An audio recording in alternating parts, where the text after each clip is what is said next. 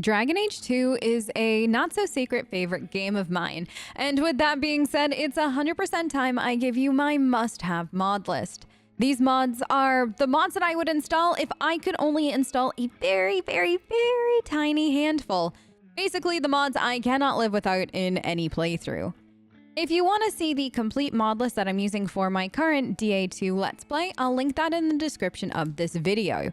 These mods are for PC only and will also be linked in the description, along with my how to install mods for Dragon Age 2 tutorial in case you need any help installing those. And if you want further mod inspiration, I do have a few other top mods for DA2 vids that are in my Dragon Age modding playlist that you can check out after this video. Morozik79 Arsenal is a mod I've had installed for literally years. I honestly can't imagine my game without these weapons. I love how many there are of each type, making it so no two hawks of mine ever have to feel the same, as they can totally have different weapons. Not to mention, it feels like there are weapons in mind for my companions. So the scythe that I have on Fenris feels 1000% perfect for him, and there are definitely a handful of greatswords in this mod that just scream Carver. Bash DA2 is perfect for the loot goblin in us all. It's not a direct one-to-one to the DAO version of this mod, but it does allow any character class to basically bypass the locks and get the loot without damaging anything. I honestly can't imagine any hawk, regardless of class, not being able to pick a lock, so this just adds to the headcanon of mine, and it's a win-win. More loot, more Plex headcanon accurate for hawk, everybody wins.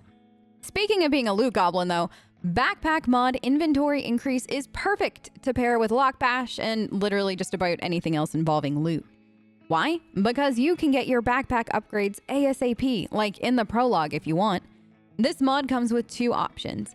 Either add it to the merchants list so you can buy the upgrades earlier on, or just have it out and about during the prologue to loot from random stuff. I personally just get it as loot in the prologue so I can start collecting all the things early on. It also does help if you're getting an armor or weapon mod that can fill up your limited inventory space quickly, especially early in the game. ReImagining for Dragon Age 2 is my favorite HD texture mod for the game. I like the modder's take on Kirkwall in this, and it gives me the vibes that I'm looking for without having to go download extra mods or even get a reshade. I've personally never had an issue using it, and I find the game to feel a little more updated and fresh without lagging my game at all. The HD texture mod also covers the Wounded Coast and Sundermount, so the whole game looks beautiful from start to finish. Twinception, Both Siblings Survive, is 100% never, ever, ever, ever, ever leaving my load order again. The Bethany and Carver show is pretty much fantastic, and it is seamlessly integrated into my game. It honestly feels like this was just the way DA2 was always meant to be. I'd highly suggest reading through the compatibility, as there are some things to note with that.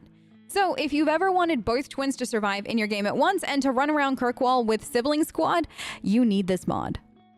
Lastly, and certainly not least, Kirkwall Expanded is by far the most important mod in my game.